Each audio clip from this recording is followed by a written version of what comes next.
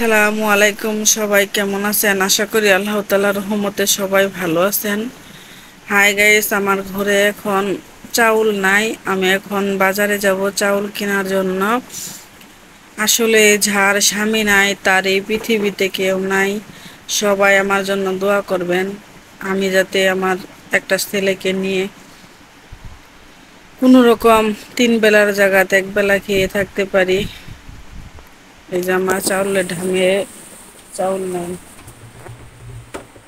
চাউলের ঢামে চাউল নেই। যে কয়েকটা চাউল আছে, এই কয়েকটা চাউল আছে।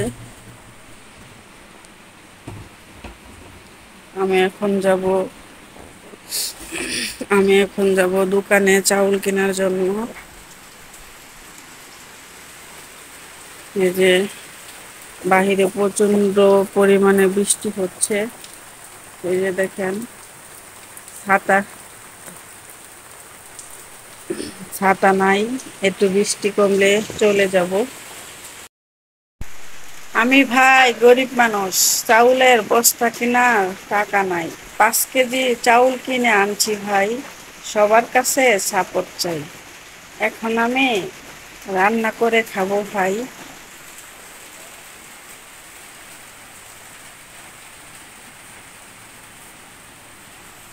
এই যে আমি 5 কেজি চাউল কিনে আনছি, এখন আমি রান্না করে খাবো। একলা মানুষ, 5 কেজি চাউল 10 দিন যাবে।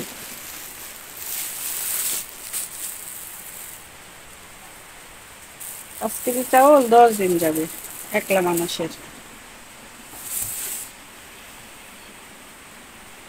এই যে আমার চাউলের, এখন আমি 1/2 কেজি চাউল রান্না করব।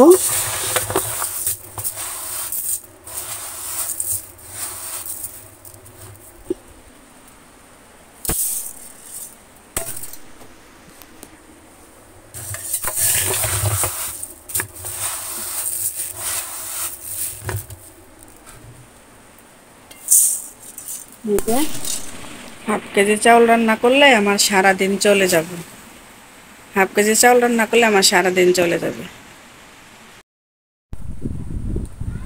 এই যে দেখেন, চাউল কিনে আনছি, নিয়ে যে ভাত রান্না করছি, এখন আমার ছেলেকে খাওয়াই দিতেছি।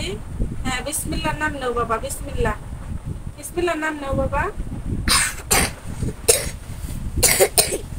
আমার এই ছেলেটা খেতে চায় না, ছেলেটার মুখে রুচি নাই।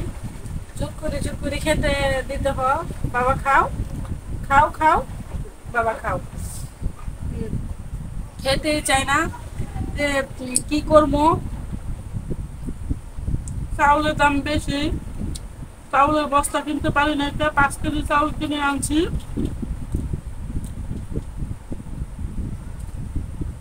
একটা ভাতের পিছনে 70টা ফেরস্তা।